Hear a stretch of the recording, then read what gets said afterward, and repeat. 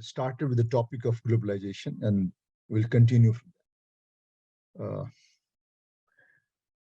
There's a problem of getting disconnected, All right. So we'll continue with the topic of globalization. And I don't remember the name. Somebody, before we ended the class, somebody was asking a question about the name of the philosophers, who were the hyper-globalist, or probably this was the question which was asked. I don't exactly remember the question. If you had asked a question about who are the philosophers, who are the people who would be coming under the category of hyper-globalist, now we had talked about the different approaches to globalization. In that context, we had talked about hyper-globalists, we had talked about the skeptics, and we had talked about the transformationists. 3 viewpoints we had undertaken. Okay. So far as the hyper-globalist is concerned, some name I would like to give you, some 1 or 2 important names that you can remember. If at all you need to refer their names. Though in case of a school of thought, it is not necessary to give the name of the person, Once we have, because hyper-globalist is a school of thought, the skeptic is a school of thought, and similar transformationist is also a school of thought. So, but yes, if you wish, you can give the name. When we talk about the hyper-globalist, we can refer the name of hyper-globalist. If you have to write somebody's name who gave a theory of hyper-globalist, then you can give a name of Danny Roderick, D-A-N-Y-R-O-D-R-I-K, Danny Roderick, who talked about this theory in 2011. Okay, Danny Roderick. He is the most popular name. Then another economist, Arvind Subramanian.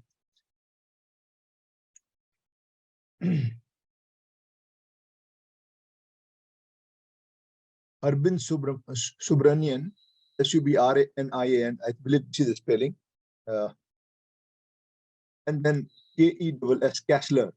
These 3 names you can take.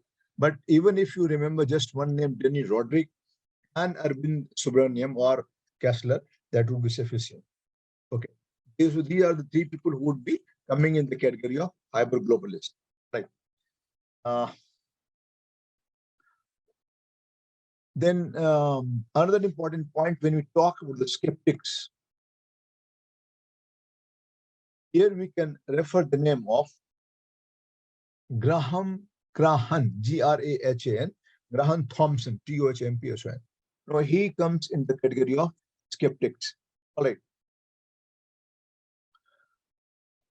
And the other one,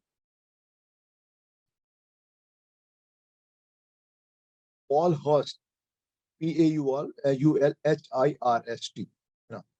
There could be some difference in spelling. So kindly forgive me for that. So Graham Thompson and Paul Hurst, H-I-R-S-T. So he would be coming under the category of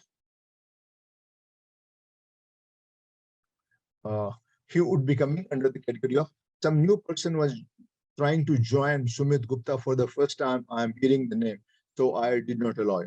I don't want anybody to join at this stage when we are at the verge of completing the course. All right. So Graham Thompson and Paul Hurst, he would be coming under the category of skeptics. All right. The skeptics, Paul Hurst, H-I-R-S-T, and Graham Thompson, and hyper-globalist Danny Roderick, and Arvind Subramanian and Kessler. They are the people who would be coming into that category.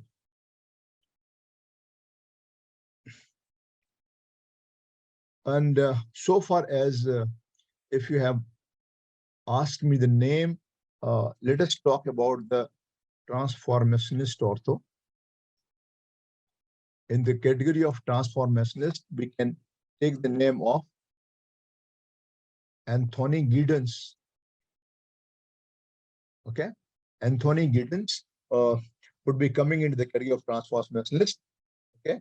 And Ulrich Beck, you know, Ulrich Beck, Anthony Giddens into the category of transformationalist.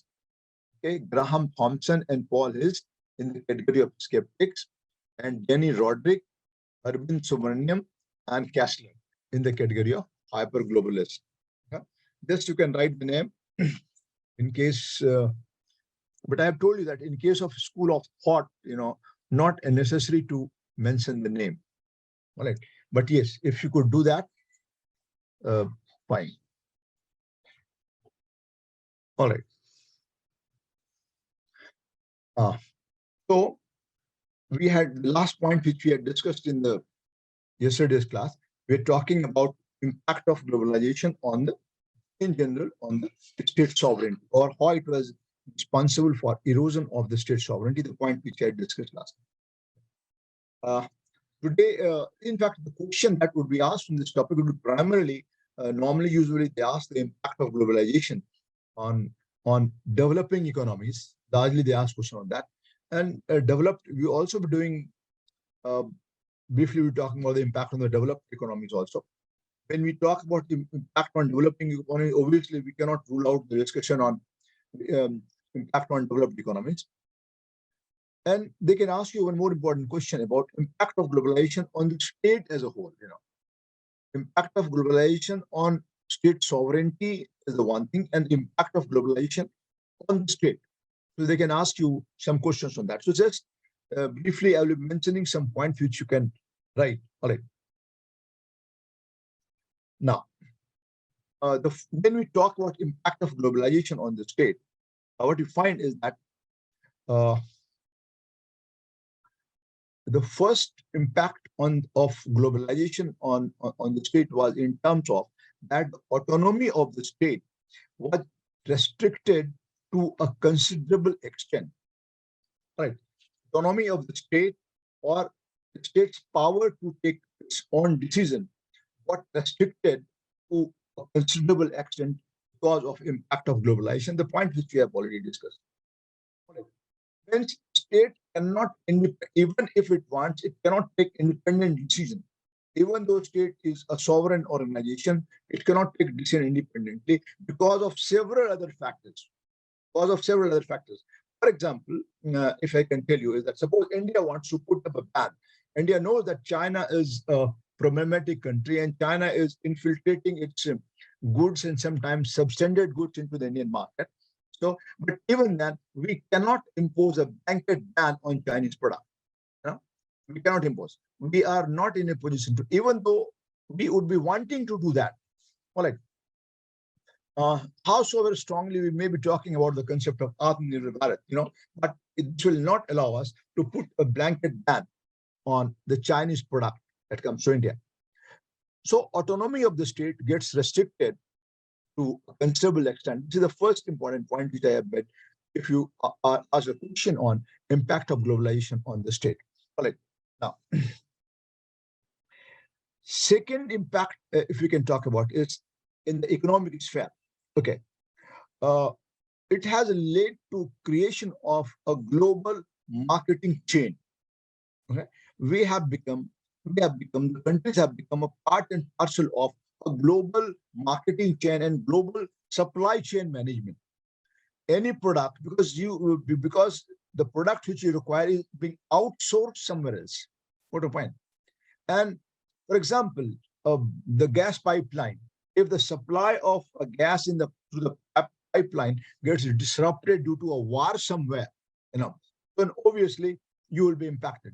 So in the economic sphere, since we have become a part and parcel of the global marketing network and the global supply chain management system, right?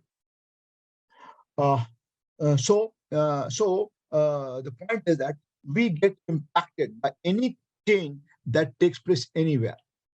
Any impact on the supply chain management, global supply chain management, would be impacting us, or would be impacting any other country.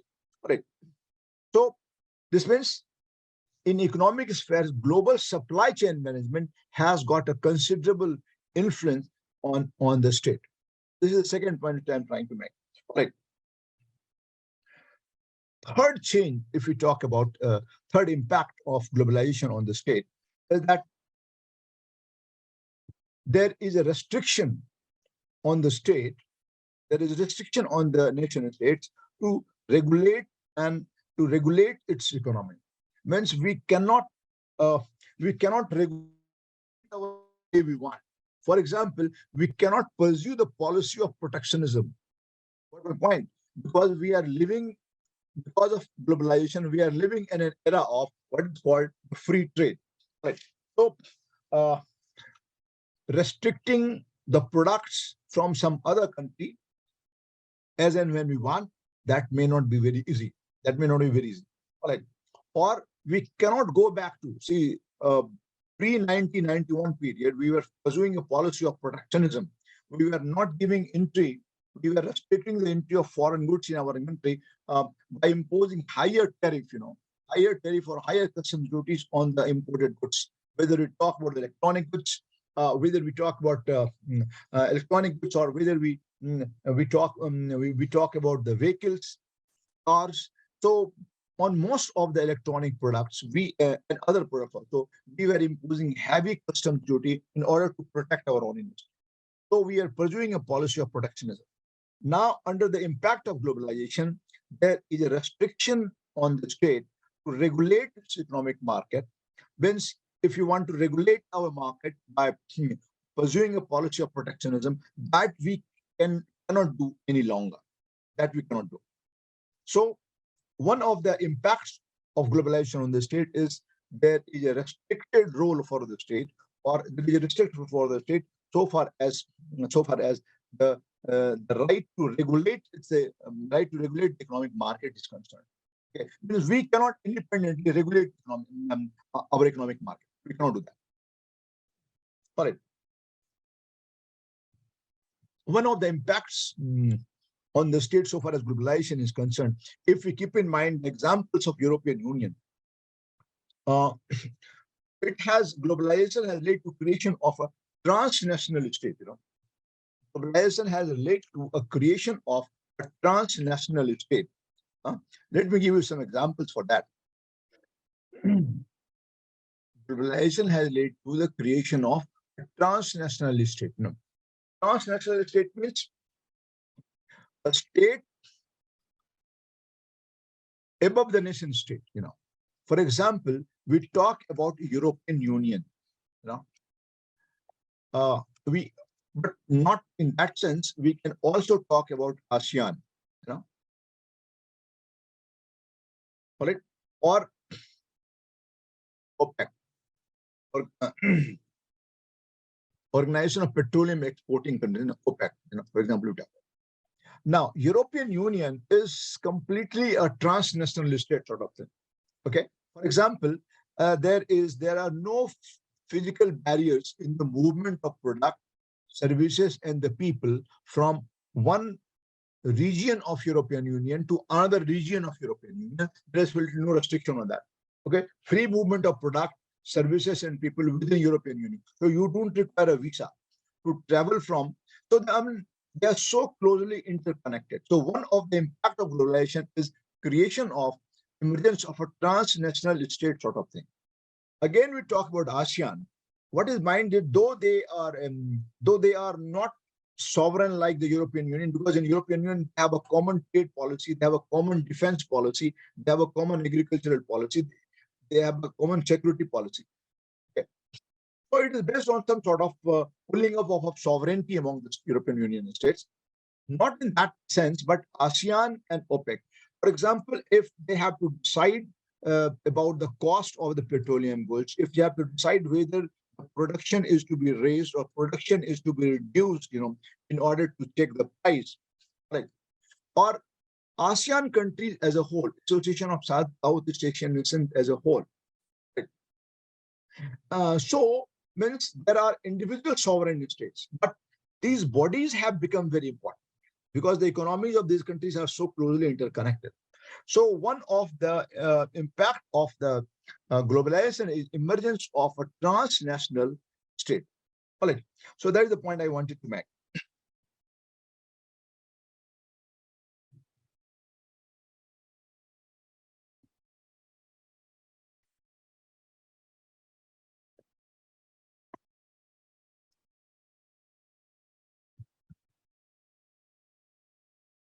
One more impact about the globalization is that the globalization has forced nation states to take a retreat from welfare activities.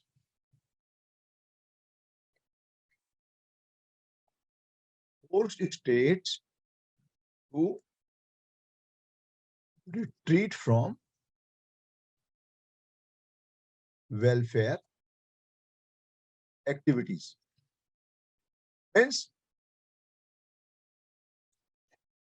now you know that there is a pressure on the developing country economies and other economies as well, that they cannot go on spending money on public welfare activities, because what they want to create, they want to create a capable person, who would be, so instead of spending money instead of spending money on the welfare activities, okay, instead of spending money on the welfare activities, or instead of active instead of putting up funds for what is known as in the form of affirmative action, so there is a restriction on that. So states should take a retreat from the welfare activities, because the fund which they are using there, that could have been used for expansion of industry, expansion of trade, and creating more infrastructure. All right. So because an impact of globalization, I told you earlier that we are now, there is a pressure on us that not to talk in terms of giving subsidy to your product, not to talk in terms of spending so much of money on the welfare activities. Okay. So there is a restriction on that. So states have been forced to take a retreat, means go back, retreat from the welfare activities. States are not supposed to spend much on that. And that much of money, that resources could be spent on building up and creating infrastructure for the further economic development. All right.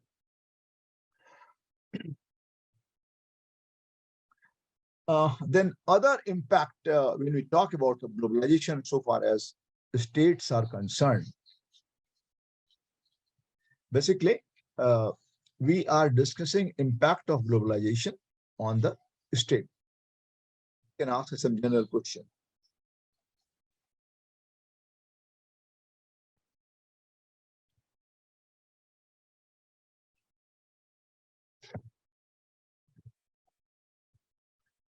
Then dominance of world financial institutions, that has become a very regular phenomenon as an impact of globalization. That IMF or WTO, when it comes to trade, when it comes to finance, it is IMF which will have which will be guiding for, which will be dominating. They will ask you not to give subsidy, they will ask you not to go for deficit budgeting, so on and so forth. So predominance of world financial and trading institutions, that is yet another impact on the state so far as globalization is concerned. All right. So demand for reduction of subsidy, that could be another point. Okay. Demand for controlling the deficit budgeting, that could be another point. Okay. And the point which I mentioned earlier, the demand for cutting down the social expenditure, or cutting down the expenditure on the social schemes.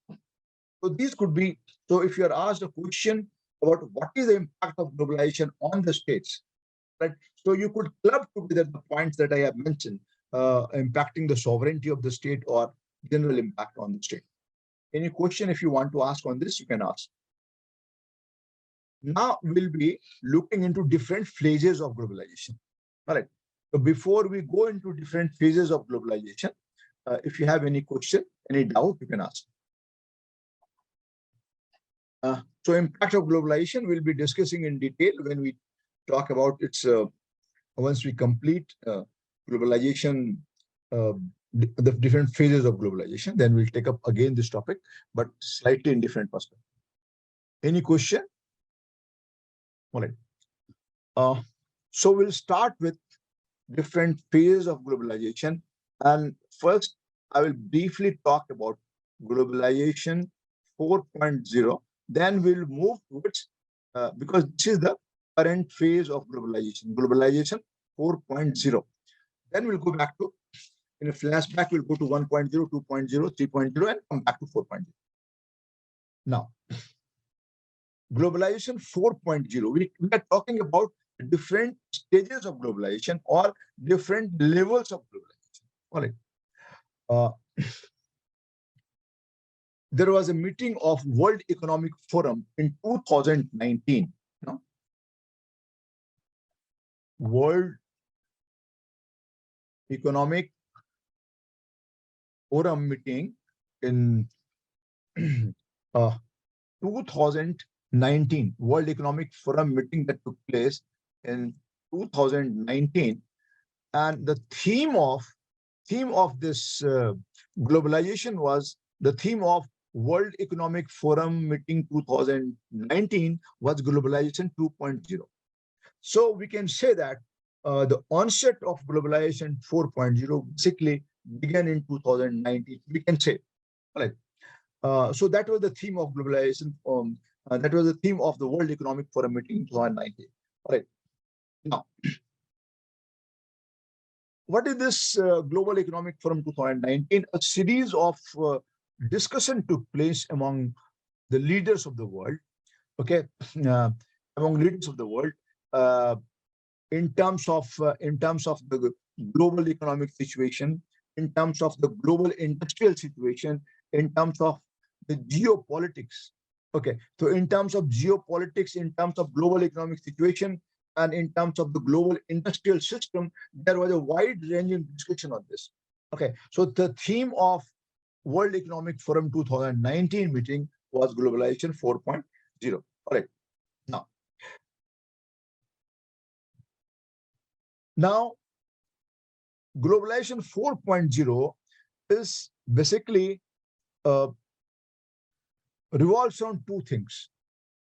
One is it is revolves around technology and expansion of technology.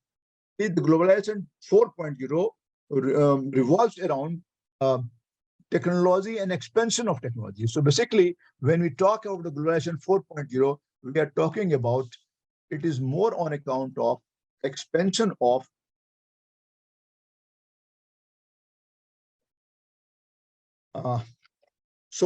even if my power goes off, I will not be getting disconnected. The only thing is that you will be not be able to see my face, or you will be able to see only a blurred face. So kindly don't mind for that. So even if there is a power cut, I will not be disconnected. All right. So it is expansion of technology. No, expansion of technology is the most significant point that led to the onset of globalization 4.0. And another important point that when we talk about globalization 4.0 is movement of ideas from one part of the world, movement of ideas, movement of people, movement of goods, and movement of services. Okay. So movement of ideas, movement of goods, movement of products, movement of people, movement of services from one part of the world to another part of the world. Okay. So that is what is globalization 4.0. So globalization 4.0 would revolve around expansion of technology, number one, and expansion of technology and movement of ideas, products, goods, and services in different parts of the world. Right. Hence, globalization 4.0 is the latest stage of globalization. And two things become very significant in this. One is the new technology. I talked about the expansion of technology.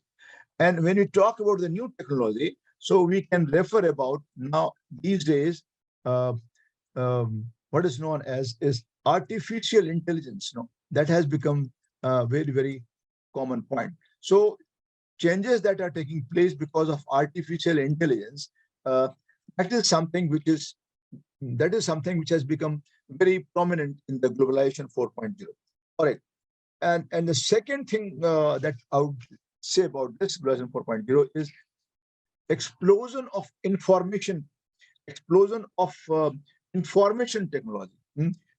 Explosion and expansion, both explosion and expansion of information technology.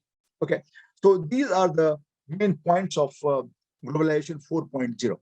So we'll come back to 4.0 once again, once we complete 1.0, 2.0, and 3.0. So this is the contemporary phase of globalization. All right. Now, let us start from the beginning, earlier waves. So 1.0, 2.0, 3.0, and 4.0, they could be considered as different waves of globalization, right? So let us start with the first wave, globalization 1.0. Let us talk about it. All right.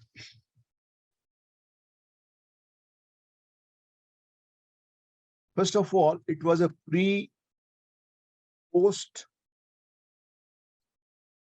World War II phase. Means before the Second World War. It was post World War phase. Then this before the onset of the Second World War that started in 1939 and then ultimately ended in the form of emergence of UNO in 1945. So it belongs to pre-Second World War phase. All right, number one.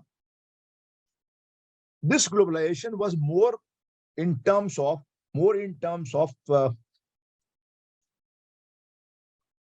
trade globalization, expansion of trade. It was more in terms of expansion of trade, okay, among different parts of among different countries. Right. Hence, every country looked for expansion of its trade. Okay, so expansion of the trade among countries of the world. All right, and complementary policies, because see, the trade could not expand, trade could not expand until there is a complementary policy. The nations, they are following a very complementary policy, or nations are following a supporting policy that leads to expansion of trade. So this basically first wave of globalization was more about trade globalization, or it was about expansion of trade. All right. Now, and it also believed in efficiency of the market,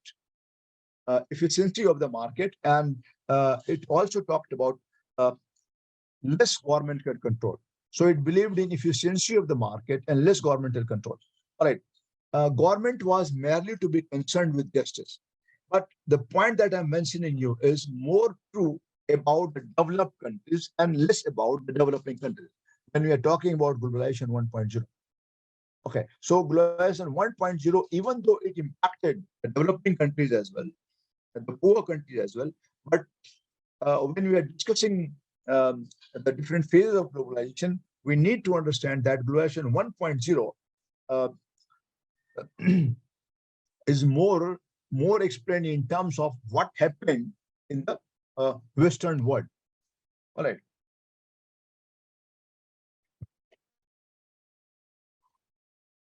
So again, it believed in the efficient market control with very little role for the state, and the state was to be involved only with the social justice. All right.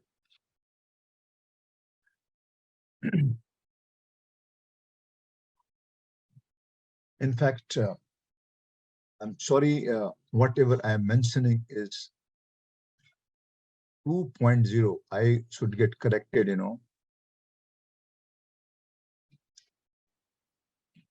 I'm sorry, extremely sorry. I'm talking about the globalization 2.0. Because when we talk about started in the pre-Second World War phase and then continued after that. So this is 2.0. Kindly forgive me for that. I should have used the word 2.0 because globalization 1.0 was not much, nothing much. Globalization 1.0 was again a trade-based globalization. Just let me, uh, I'll correct myself. Whatever I've said is about globalization 2.0 is correct. Globalization 1.0, a very short phase, and globalization 1.0 started with the expansion of trade, no doubt. Globalization 1.0 is about expansion of trade among countries of the world because of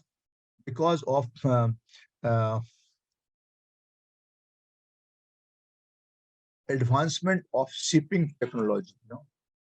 Because of advancement of shipping technology, so the trade became possible. Trade became possible among different countries of the world. All right, and this this globalization that we are talking about, a very short phase of globalization, when it started, um, it was without any kind of governmental support, without any governmental support.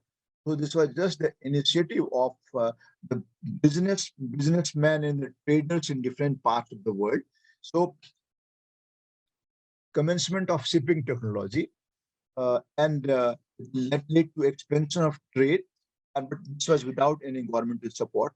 So and there was nothing. There was global no global governance mechanism. You need to rewrite, you can rewrite, because usually what happens is that the real globalization started with before the commencement of the Second World War, and then it expanded further and further. So usually we talk about 2.0 only. You start with 2.0. But briefly, I refer to 1.0 also. So 1.0 is commencement of trade because of improvement in the shipping technology, but this was without any governmental support. So this was again uh, a trade-based globalization, primarily. All right. So, but there was no global governance mechanism. There was nothing, no organizations like WTO, nothing like nothing like IMF. So there's no global organization. Okay. So that is the 1.0. So 1.0 has got a very brief phase. Then we came to the second wave of globalization. What is globalization 2.0? All right. So that process started after, just immediately before the Second World War. All right. And it was it was basically uh, though it started before the Second World War, but the major advancement that took place was the post World War II phase, after the formation of the UN and after the formation of the several world bodies. Right. Uh, I'm sorry, I was talking about 2.0, but beginning I should have mentioned that, but I mentioned 1.0. So don't get confused. So I'll just repeat the things for you so that we do not get confused. All right. So we're talking about 2.0. Now, when we talk about globalization 2.0, as I have told you, is that started before the Second World War. But the thing is that because of the war, there was a halt. All right. Now, in the systematic beginning of what is known as the globalization 2.0 began after the formation of the several world bodies. So we can say that this is, though it began before the Second World War, but it is a post, largely it took the shape in the post Second World War phase. All right. As I've told you, it was the beginning was made. It was again a continuation of the 1.0. So it was again a trade-based globalization. All right, and it was supported by the complementary policies, supporting policies, because every country wanted to expand its trade, because every country wanted technology, and to pay for technology, they would be needing the what is known as the foreign currency, and the foreign currency would come only after the export. So every country started following very supportive kind of policy. But again, let me tell you, this was more in the beginning, it was more for the developed world, okay, not for the developing countries. All right. And it believed in the efficiency of the market, the point I have said earlier, and did not believe in any kind of government control. And government's role was confined to securing justice to its people. Right. Now, the significant uh, development that took place during this phase, second phase of globalization 2.0, was, as we have told you, a formation of UN, okay, formation of IMF, World Bank, World Trade Organization, all right, uh, International Labor Organization, so on and so forth. All right. Now, so this was globalization 2.0. Now, let us now try to understand globalization 3.0. Now, globalization 3.0,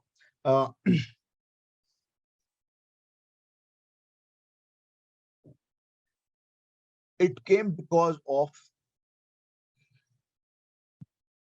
first two was because of trade, and the third one was because of manufacturing, okay? Advancement of manufacturing, you can say, right? And the two factors that led to the expansion of this phase, number one was high technology that led to faster manufacturing of goods, high-end technology, and second was the low wages. So high technology and low wages to pay to the workers. So something which was responsible for globalization 3.0. So it was a manufacturing-based globalization. All right. Now, what we achieved in this globalization 3.0, first of all, was developed a global supply chain, developed a global supply chain mechanism, global supply chain mechanism was developed during this. All right. Now, one more important thing that took place is that in the manufacturing sector, factories crossed the border. So different countries, they started having their factories outside, beyond their territorial framework. All right. So factories crossed international border. So companies, multinational companies or transnational companies, they started manufacturing goods. They started manufacturing goods in other countries. So factories started crossing the borders. All right, international borders, you can say other. The globalization 3.0 is referred by different names, so don't get confused. So this can also be called new globalization. Okay. This can also be called hyper-globalization. We are studying about hyper-globalization yesterday. So this is, some people, they also call it hyper-globalization. All right. And some people call it value chain globalization. So don't get confused. Okay. So new globalization, hyper-globalization, or value chain globalization. So this is how it is nicknamed. All right.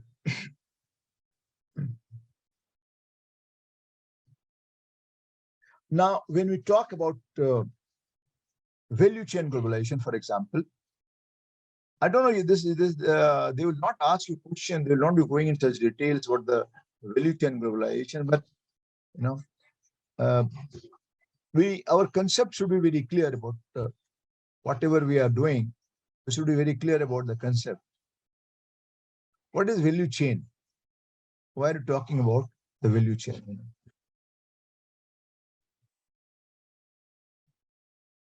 See, many of you may be the student from economics and you know better than me. But for my satisfaction, when we talk about the value chain globalization. See, when we talk about the value chain globalization, okay, or global value chain, whatever as you may call it. So this would require, which involves number one, production of goods. Then it will require, for this it will require maintenance of inventory, because without that it is not possible. So production of goods, maintenance of inventory, because without inventory you can neither manufacture nor you can do the trade. So maintenance of inventory, all right.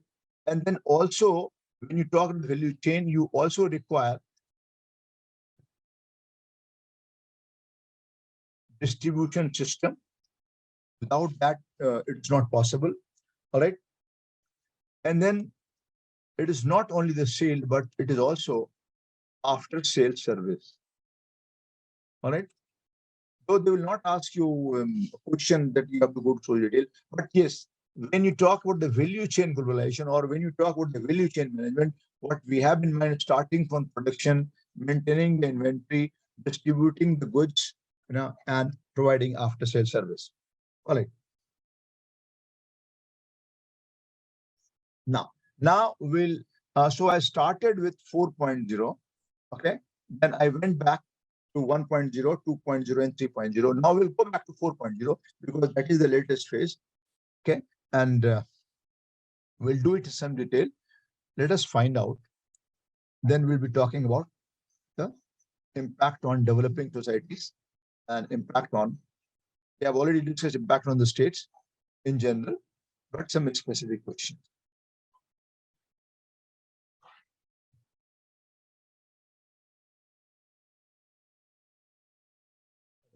Now we are going back to globalization 4.0. Now, largely speaking, generally speaking, globalization 1.0, 2.0, and 3.0 were concerned with the people who were manufacturing goods for living. What a point. It is not that they were not making money, but primarily they were, the market was not as that developed, like 1.0, 2.0, 3.0. Okay. It is only during 4.0 that we entered into an era of what is called the neoliberal economy and so on and so forth. So 1.0, 2.0 was concerned with the people who were manufacturing goods for living, for a good living. All right. Now, 4.0, when we talk about, it is more about rapid growth of the service sector. What a point. 4.0 is more about a rapid growth of the service sector. Globalization 4.0 is more about rapid growth of the service sector. All right. Now, then it was linked with 4.0 was also linked with what is called Industry 4.0. Globalization 4.0 was linked with Industry 4.0 because of rapid advancement of technology, and that too sophisticated technology. Rapid advancement of technology plus sophisticated technology. So 4.0 is very closely linked with the Industry 4.0, which is based on sophistication of technology. All right. Now, what do we find during this phase is faster data connectivity. We are aware of this. Faster data connectivity. All right. And data connectivity means speed. Okay. In fact, on faster data connectivity. Okay. Then the point which I have mentioned earlier, new artificial intelligence tools, use of new artificial intelligence tool. All right.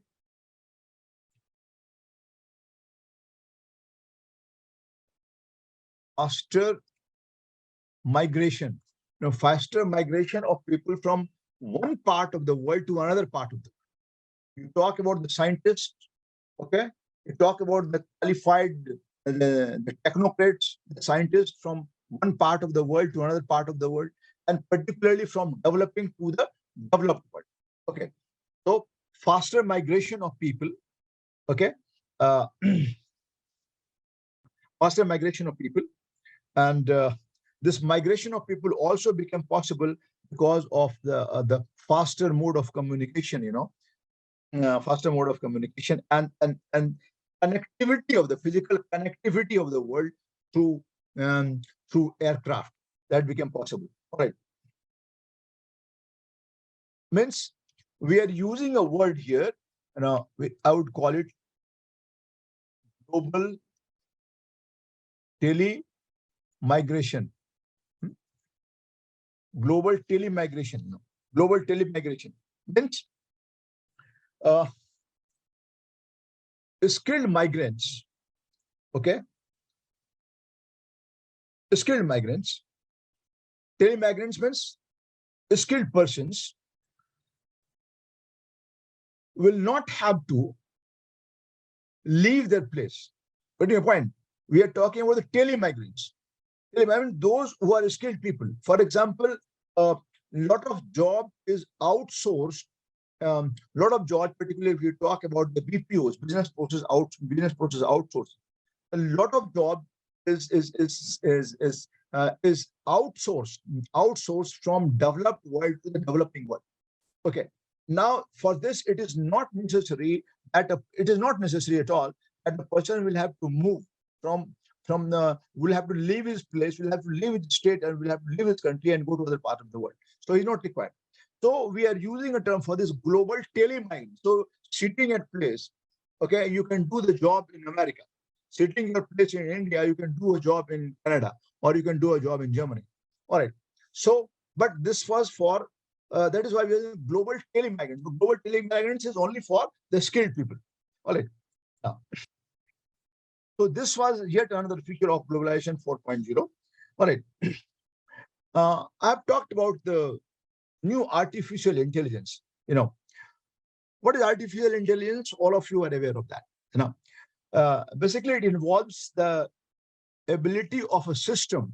I'm talking about the computer system. Ability of the system to do the task, which is usually done by the human beings. The task which is normally done by the human beings will be done by the system, will be done by the computer.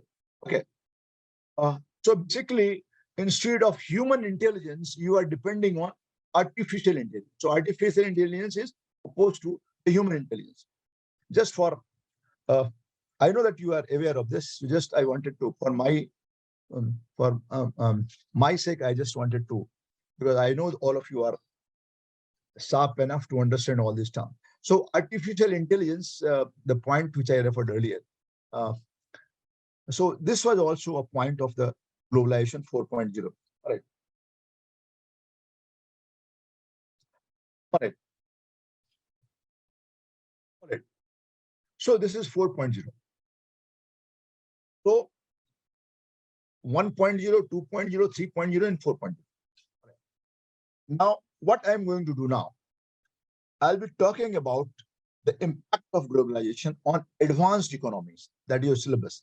Then largely we'll be discussing, our discussion will be focusing on the impact of globalization on the developing economies. Usually they ask you a question on that. We cannot do that without discussing the completion. We are completing our discussion on impact of globalization on advanced economies. So first I will take up impact of globalization on advanced economies. Okay. Now, if you have any question about the different phases of globalization, 1.0 to 4.0, you can ask me. No questions? Should I proceed further? All right. Now, impact of globalization on advanced economies. Okay. Means advanced economies means developed economies. All right.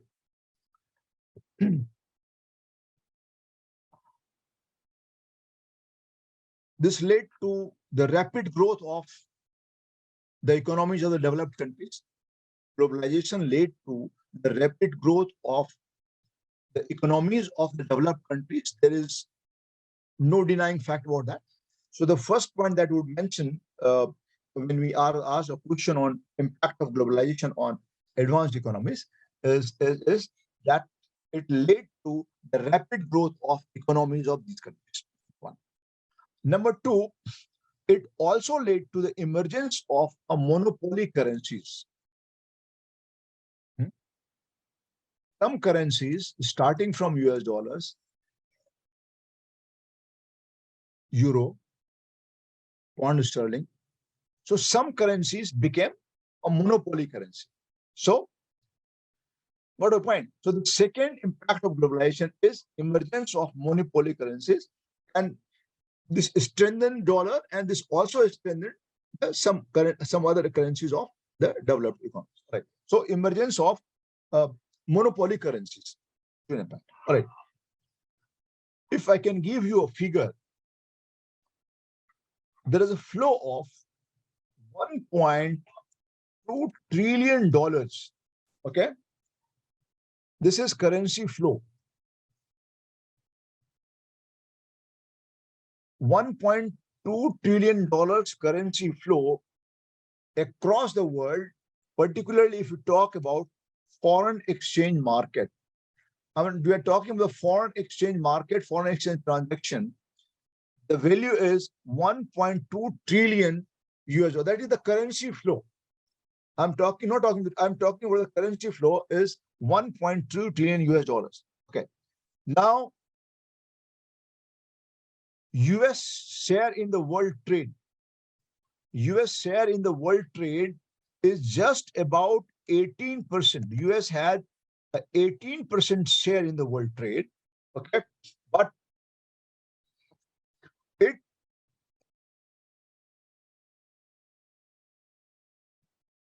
more than 80% of the global business. Okay. More than 80% of the global business is done in US dollars. So basically, I'm just trying to explain this monopoly currency. See, US had a share of about 18% of the total world trade. Okay.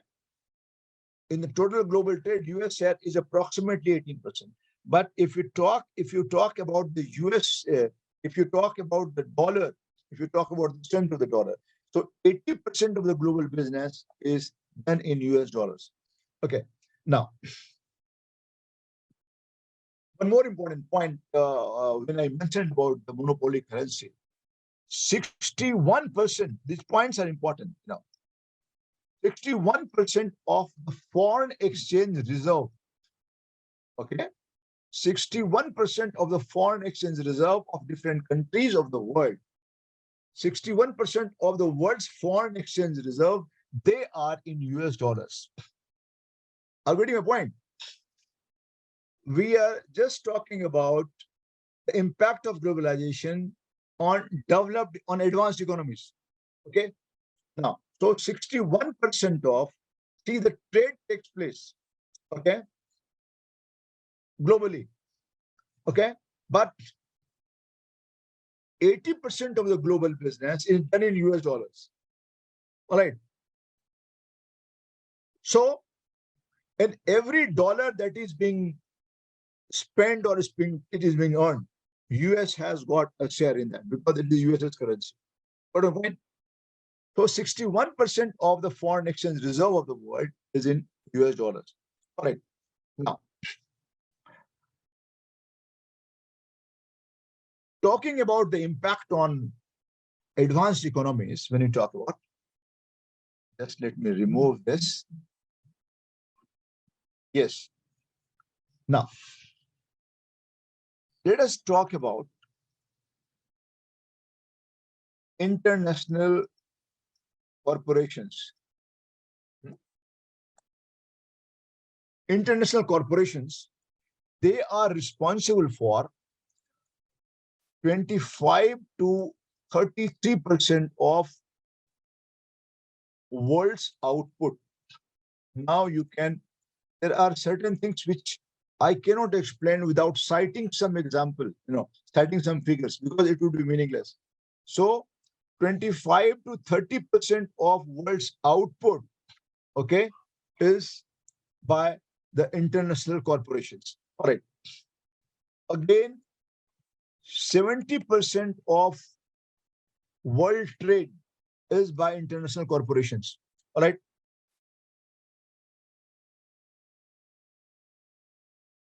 80% of world's investment, 80% of world's investment is by international corporations.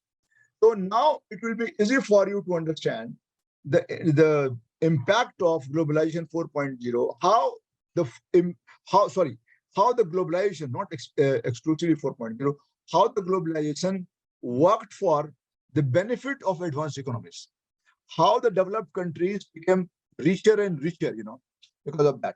All right. All right. So one more point we were talking about, yesterday, we were talking about what is known as the world capitalist economy. Right. So globalization is responsible for expansion of world capitalist economy. If we have moved from capitalist economy to the moved to world capitalist economy, if we have moved from capitalist economy to world capitalist economy, for this globalization is responsible. So one of the impact of advancement, one of the impact of globalization on the advanced economies is the rapid expansion of world capitalist economy. Rapid expansion of world capitalist economy could also be cited as one of the impact of globalization on advanced economies. All right. Now, this globalization, so that is why I always say that you need to connect certain topics: globalization, neoliberalism, all these topics, they need to be interconnected. All right. Now,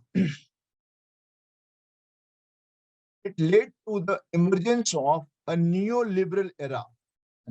Globalization was responsible for emergence of a neoliberal era in favor of the advanced economies. Right. Now, what happened in neoliberal era? What are the main features of neoliberalism? The point which we have discussed earlier, I'll just be repeating them as an impact on advanced economies, is concentration of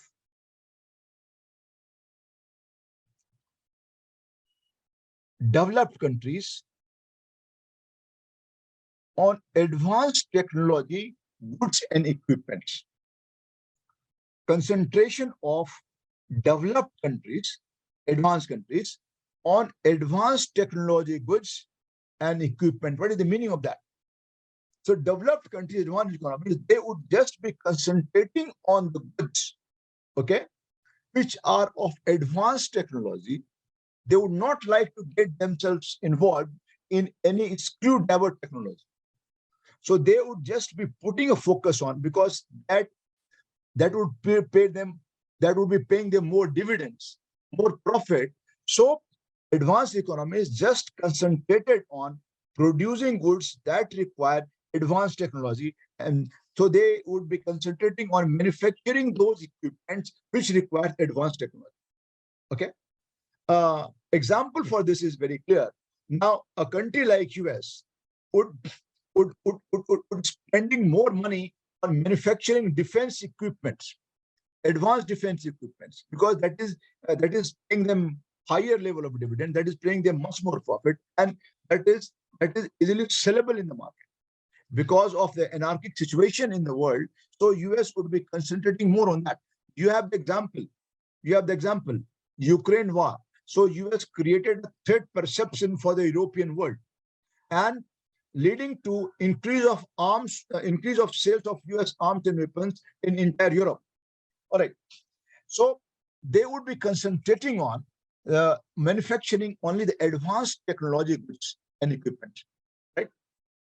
Now, one example I would like to give here is, there was a time there was a time when US was importing 14 inches black and white portable TV sets from India in large quantity.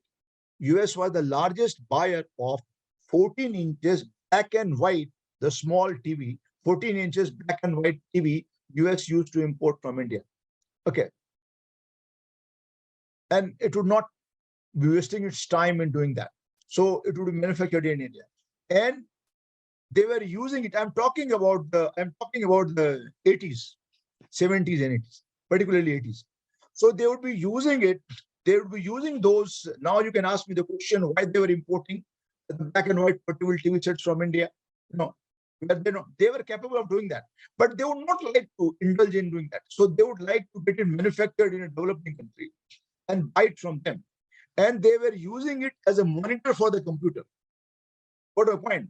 So the black and white portable TV sets that were imported by US from India were being used as a monitor for the computer. What a point.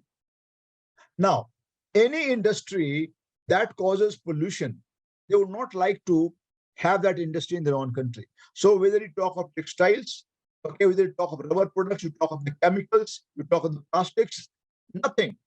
So all such things would be manufactured in developing economies and they would like to buy it from you. Okay, so they would be buying it from you and they would also blaming you for the pollution. So you produce, okay, they buy it from you and they still blame you for pollution. All right. So that is a neoliberal approach, neoliberal era. What happens is that so they would be just concentrating on high technology goods. Okay, so they have become rich in machines, but they are not rich in minerals. They have become rich in machines, but not in minerals. And because of impact of globalization, European Union in particular, I would like to refer to, emerged as world's most powerful economies as an impact of globalization, because European Union has 20% purchasing power of the world. 20% of the purchasing power of the world is in European Union. You can well imagine. Right. The figure may have slightly gone down. I don't remember because of the Britain's exit from that. But even then, so 20% of the purchasing power of the world is in European Union. Right. So emergence of Europe as a world's most powerful economy, that could also be cited as an impact of globalization. All right. Now, one more point I would like to mention here, increase of flow of FDI from US, European Union, and Japan. Most of the FDI in the world, most of the FDI in different parts of the world, they are either from US or from European Union, or they are from Japan. Got my point? So this is also the impact of globalization, that this has enabled them to earn so much. Okay, they're financially they have become so strong, economically they have so become strong that there is an increased flow of funds, from developed to the developing economies. Right. So means they are not earning profit, they are earning profit after profit. So they would be earning profit, and then the profit would be reinvested in the form of FDI, and again they would be earning profit on that. All right. Now, so most investment that would be made by the developed economies will be on high technology projects, high technology goods, and high technology products. The point I have mentioned earlier. Right. One more important development is that as an impact of globalization, what has happened is that outsourcing has become very important. Means all such activities which are labor intensive, okay, since the labor is very expensive in the advanced economies, so they would like to outsource them. So as an impact of globalization, outsourcing has become very common, has become very popular. All right. Now, as an impact of globalization, we are studying on advanced economies. So it has led to emergence of certain pillar industries, certain industries have emerged as a pillar industries in the advanced economy. Let us find out which are the pillar industries that emerged as an impact of globalization. Okay. Emergence of pillar industries. Which industries have emerged as a pillar industries as an impact of globalization? Let us try to understand that. All right. Now, IT industry have emerged as a pillar industry because of this. Aerospace, IT, aerospace, defense,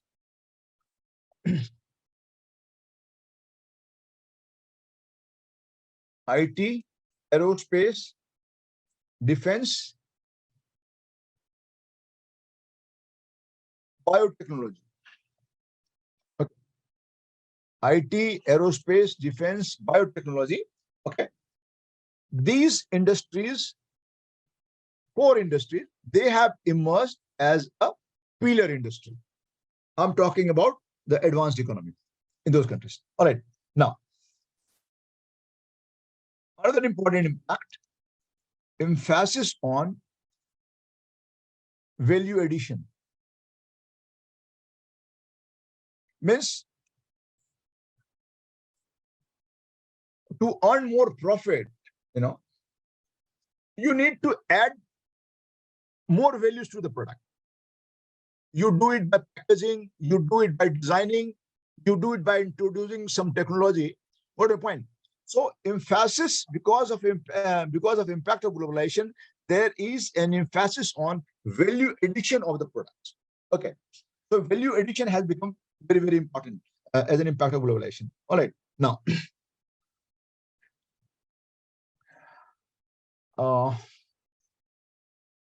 one more important point, though this point we have already discussed, so there would be several repetitions also. Kindly forgive me for that, because we are discussing, when we discuss advanced capitalist economy, or when we discuss globalization, when we discuss new liberalism, it is one and the same thing. So there could be some repetition. Kindly forgive me for that. Now, one more, see, I'm clubbing all the points. It's not that you are not knowing it. I'm just putting the things together. If you are asked a question on, because our objective is examination oriented, how to put the points together, what questions can be asked, and how do you be writing an answer. All right. That is my prime objective. All right. Now, one more point I would like to mention here, though it would be repetition, when we talked about the advancement impact of globalization on advanced economies, is that domination of the world.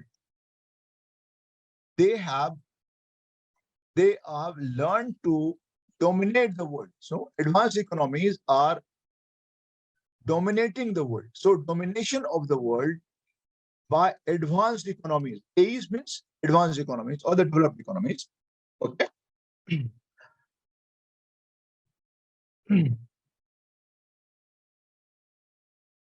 Through different world bodies. So they are using different world bodies, like IMF, like WTO, like World Bank. So they are using all these institutions, because all these institutions have been incorporated by them, and they work more closely for these countries. So they are dominating them. All right. So domination of the world by the advanced economies by using different world bodies. So they are using different world bodies like IMF, WTO, World Bank. All right. And we can also mention here, the UN Security Council. So they are using all world institutions for dominating the developing economies. All right. Risk reduction by diversification in multiple economies. See, my handwriting would not be very good, when I'm writing on the digital board, so kindly forgive me for that. What I said is risk reduction by diversification in multiple economies.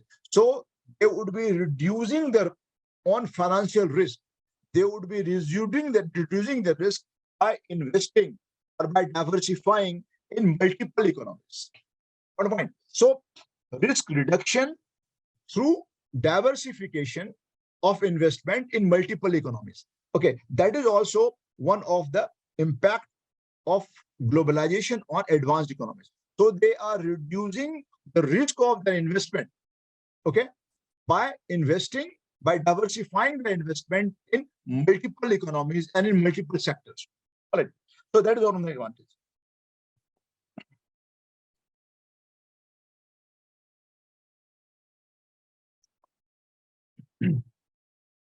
All right.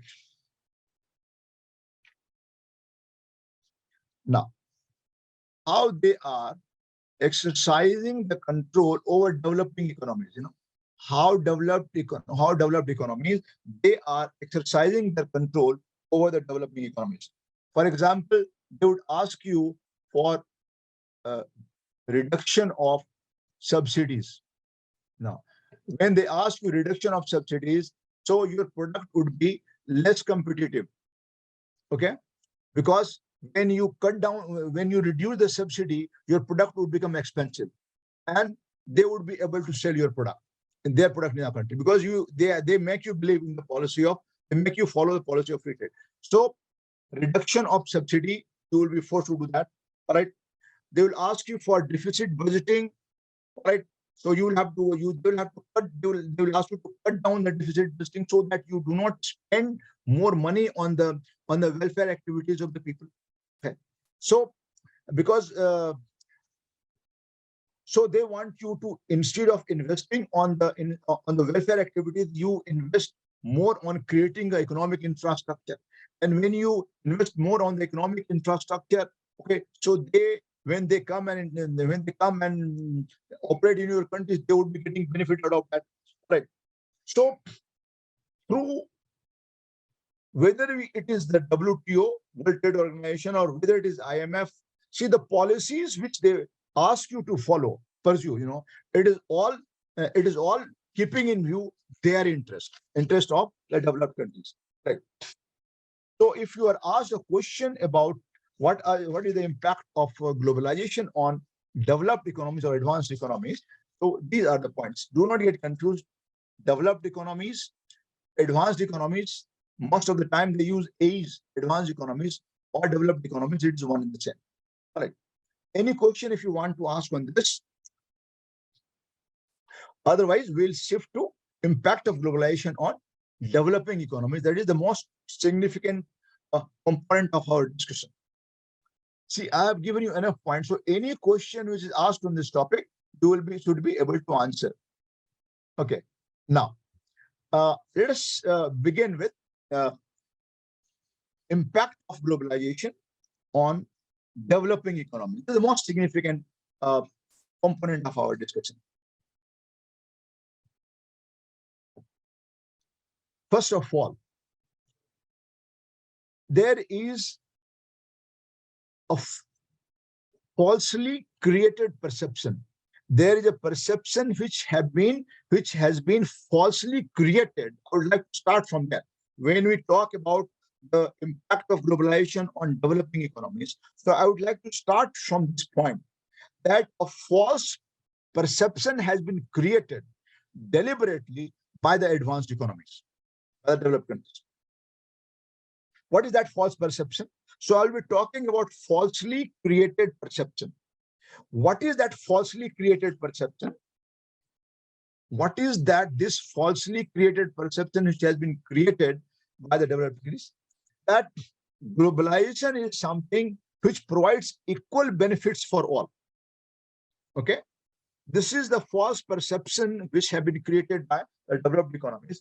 That this means the concept of globalization is still based on a false notion or a false conception that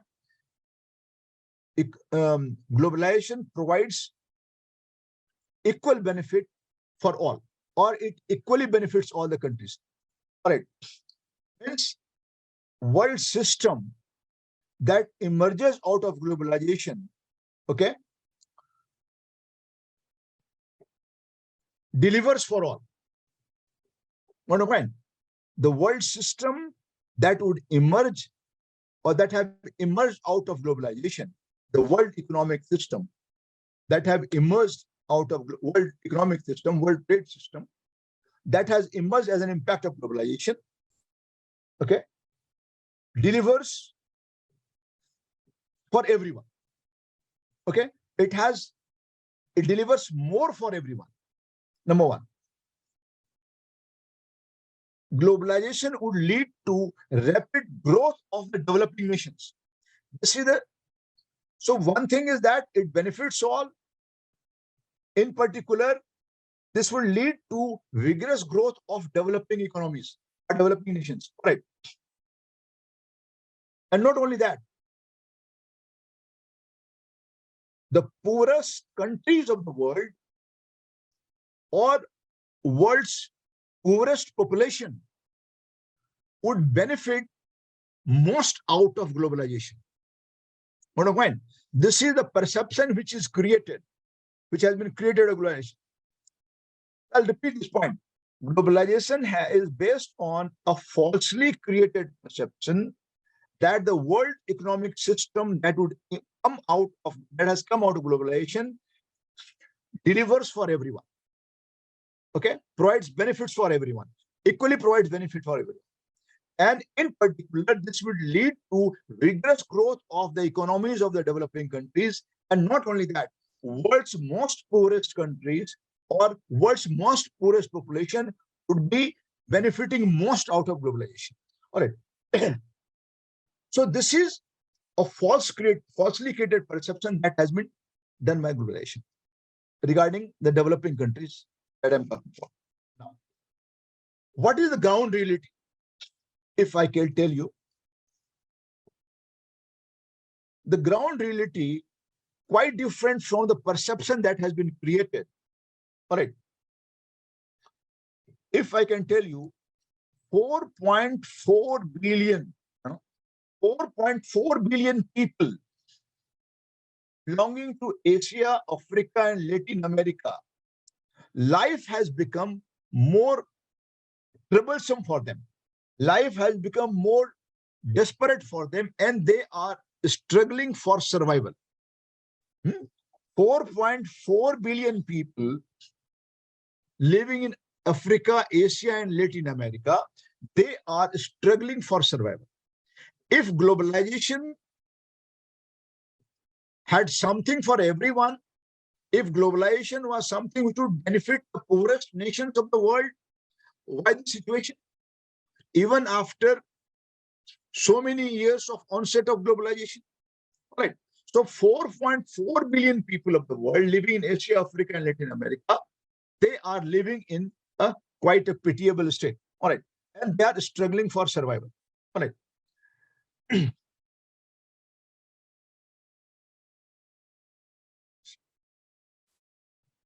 According to a UNDP report, according to a UNDP report, 800 million people. I'm just trying to remove some falsely created perception, because of when we study the impact of globalization on developing economies. 800, this is a UNDP report. 800 million people, and majority of them living in least developing countries. We call them LDCs. So don't get confused if time we use the term LDCs. So LDCs or developing economies are one and the same. Least developing countries. So United Nations, they use the word LDC. Right. So so they want to create a perception, because it is again dominated by them.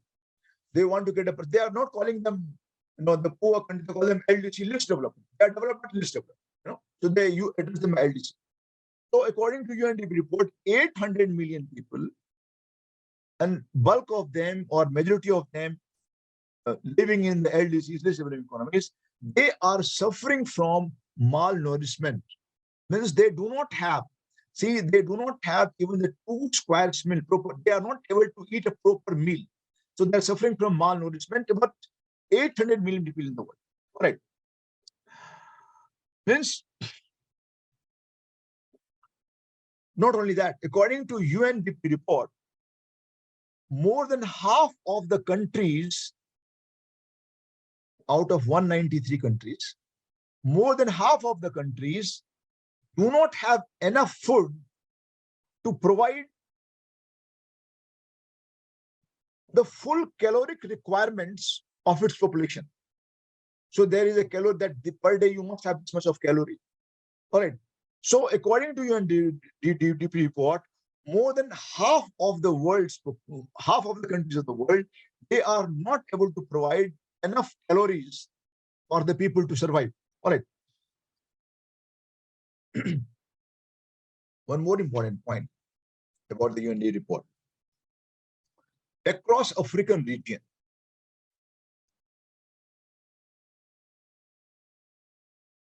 average household in Africa, I'm talking about Africa, consumes 25% less than what they were consuming in early 70s.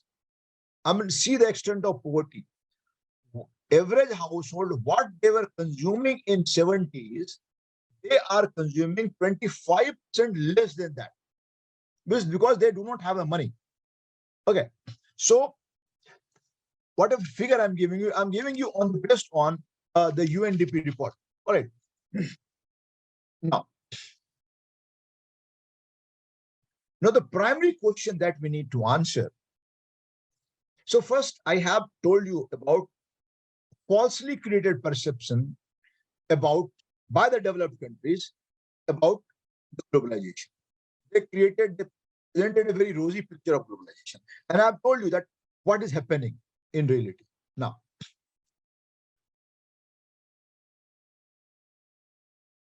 how the developing countries are responding to the challenges that is faced by globalization. So I've told you that globalization is a challenge for them. I'm not saying that everything that is there in globalization, it is bad or they have not benefited out of that. I'm not saying that. But it is a major challenge for them. All right. Oh. All right.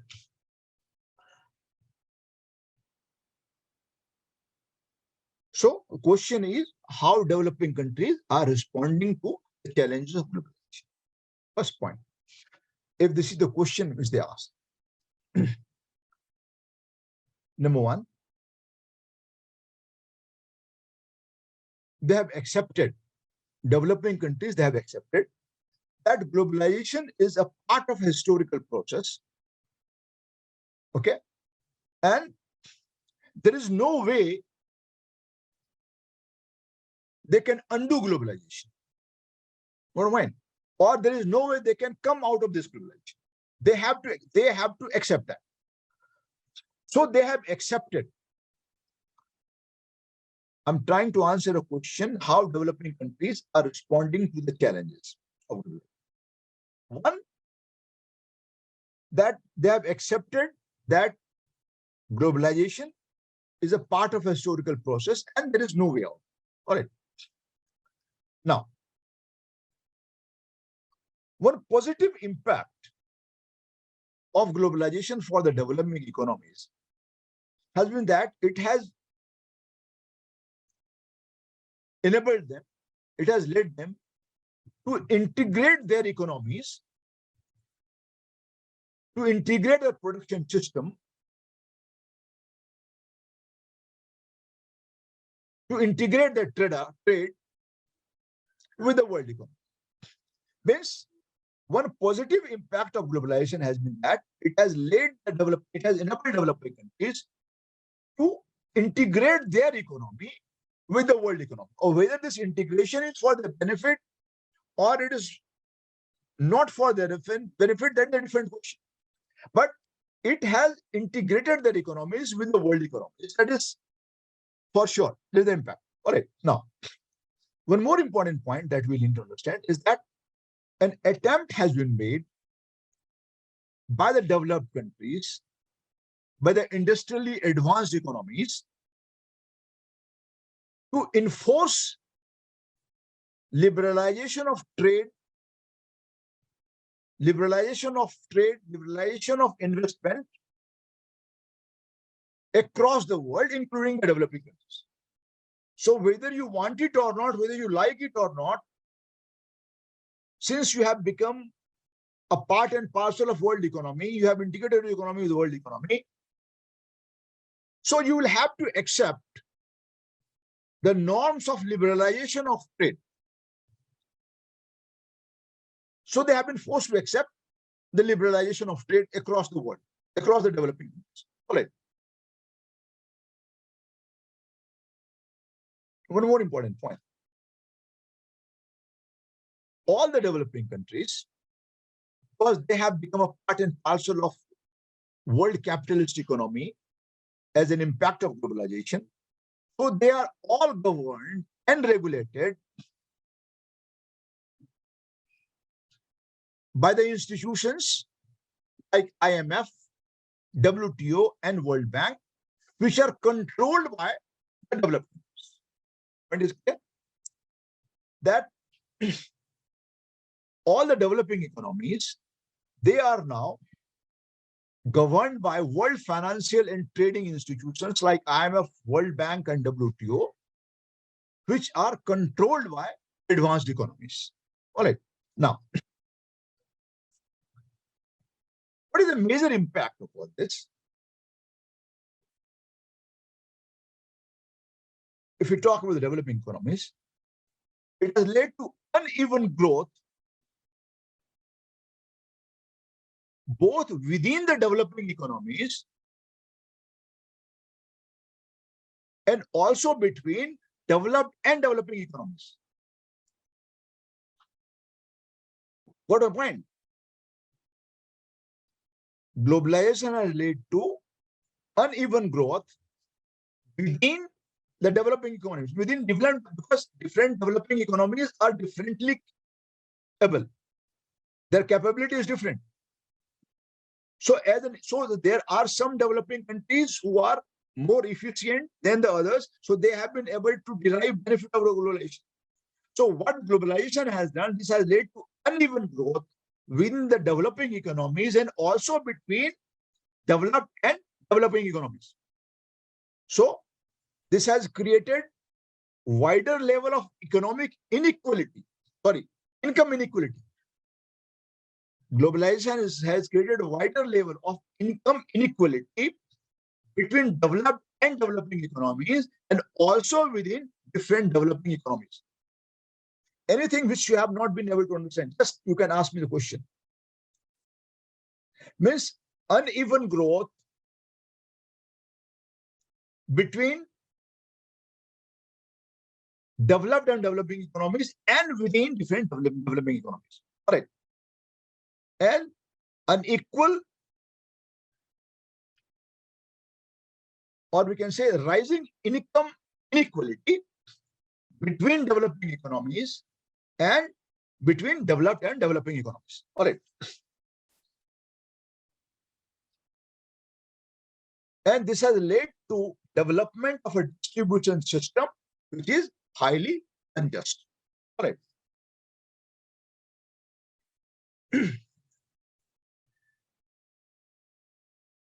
When we talk in terms of technology, I'm still on the same topic, impact of globalization on developing economies.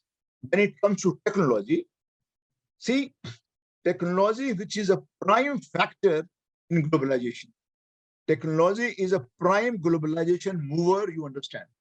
So technology, which is a prime globalization mover, still remain confined to the advanced economies of the world. Means developing countries, they continue to remain dependent on advanced economies for technology. What is my point? And when they give you technology, they will First of all, they would always be hesitant in giving you advanced technologies. They would see the small technologies they would very easily give you, but when it comes to advanced technology, they would be always hesitant to supply you. Even to a country like India, they would always be hesitant in supplying you with advanced technology. All right. So technology, which is a prime globalization mover, continues to remain confined to the industrially advanced economies of the world. Right.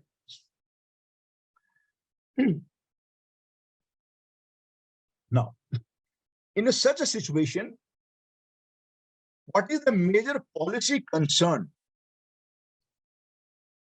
for the developing economies? This is the point which I want to answer now. What is the major policy dilemma or major policy concern for developing economies in context of the impact of globalization? The major policy concern or major policy challenge for them is how to respond to the structural divide that has been created as an impact of globalization. What is that structural divide? That is rise of developed economies and fall of developing economies. What a point. So this structural imbalance, structural divide that has been created as an impact of globalization, how to respond to that? That is the major concern and major challenge for the developing economies. All right. Now, to give you an example of this structural divide and structural imbalance that has been created because of impact of globalization. If you look into the figures, the current globalization process has led to worsening of the situation of poverty in many countries, in many developing countries, particularly if you talk about Africa and Latin America countries. All right. So the poverty situation, poverty figures have gone down from bad to worse as an impact of globalization. One more important point when I'm talking about the structural imbalance, a large number of developing countries have come under what we call a debt trap. You are aware of this. Large number of developing economies have come under a debt trap, leading to complete retardation of the growth of their economy. The growth of their economy has completely been retarded or completely been halted. What is the situation in Sri Lanka? Everybody knows. What is the situation in Pakistan? Everybody knows. In majority of the developing countries, not to talk about Africa and Latin America. All right. So a majority of the developing countries, they have come under a debt trap. All right. So when we talk in terms of policy response, the point from where I started, domestic policy response, the major concentration of the developing countries, major focus of the developing countries is not on the question of how to get engaged in the process of globalization. That is not the prime question. Prime question is how to use globalization effectively for it. Got a point? I can again give you the same example. That India's refusal to join Regional Comprehensive Economic Partnership Agreement with 15 countries. It was a part of globalization. It was a part of a free trade norm. But why did India refuse to do that? That would have led to further deterioration of the economic situation in India. That would have led to further what is known as the trade deficit of India. India is already facing a trade deficit situation both with China and also with ASEAN countries. And both China and ASEAN, they were a part of RCEP. So that could have led to further deterioration of the economic situation. That would have led to further what is known as that would further increase the trade deficit of India. So the problem with developing economies like India is how to engage effectively with the globalization process. What is my point? So more concentration is on reshaping the impact of globalization. Reshaping the impact of globalization means how to reduce the ill effects of globalization. So the primary focus is not on how to engage with the globalization, but the primary focus is on how to effectively engage in the globalization process and how to reshape the impact, or how to redirect the globalization process for its advantage. Reshaping the globalization means, I'm talking about for the developing countries like India.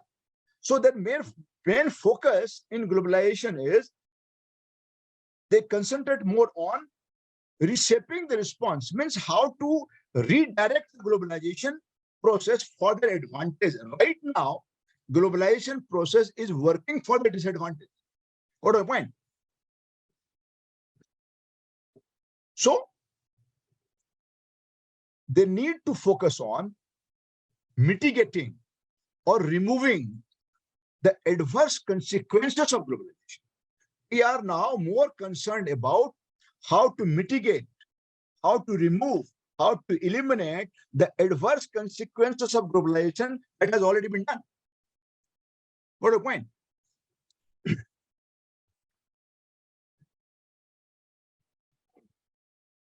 Means reshaping the globalization process or redirecting the globalization process in a manner that it works for our advantage, and how to mitigate or remove or eliminate the ill effects of globalization. Our focus is on those points. All right. So we need to create a safety wall. In our policy, we need to create a safety wall to overcome the marginalization of developing economies. Developing countries are getting marginalized as an impact of globalization, because globalization is not commanded by developing economies. Globalization is commanded by the advanced economies. They are commanding it, and they are deriving benefit of it. All right. So we need to create a safety wall. We need to create a mechanism to overcome the ill effects of globalization. Our focus is on that. All right. For that, what is needed? What is the major concern? The major concern for us and what is needed is bringing about reforms that we have been talking about in IMF, World Bank, and WTO. That is the primary concern of the developing economies. Okay, so far as globalization is concerned. How to bring about reforms in IMF, WTO, or World Bank? Because all these institutions, they are working for the interest of the developed countries, not for the developing countries. So our primary focus is on, or should be on how to bring about reforms in IMF, WTO, and the World Bank.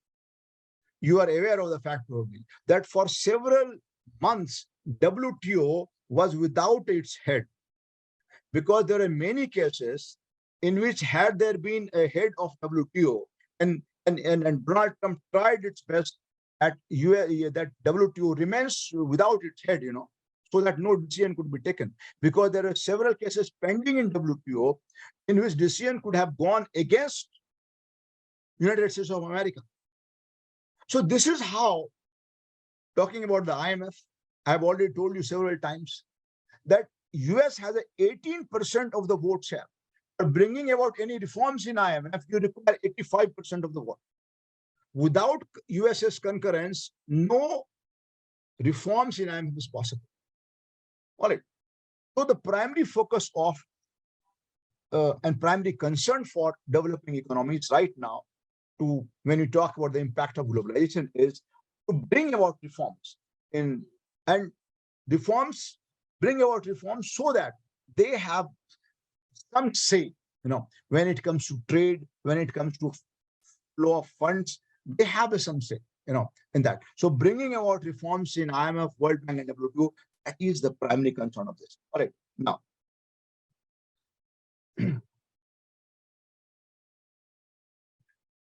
The second concern, I'll end my lecture on this point, and then tomorrow we'll continue. It will take time to. In general, I will give you views of some of the experts, about impact of globalization. So that we'll take up tomorrow. All right. And one more important point that we have not discussed is globalization dying? If the question comes, we'll try to answer that. So the last point that I'm making today is, so first concern of developing countries is how to bring about reforms in these institutions. And the second concern is how to enlarge the market access. Means enlargement of market access. The market for the goods from developing countries, okay, should be enlarged. Means developed countries should be giving more access to the products and services from developing countries. What the point?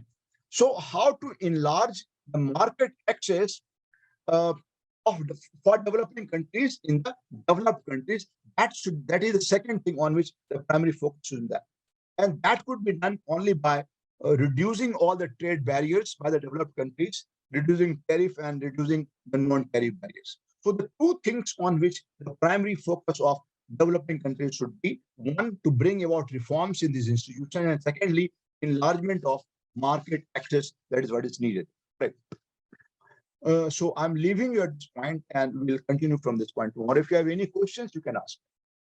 Can globalization affect? Good question you have asked. Can globalization affect the climate change positively? See, globalization is something, yes. If the developed and developing countries can come together, they understand the evil effects of globalization, and they agree to contribute their might to remove the remove the ill effects of what is known as the global warming. If they come together, in that sense, globalization will be positive. All right, but it is negative. It could be negative in the sense that globalization has led to expansion of industries. Globalization led to expansion of the economies. All right.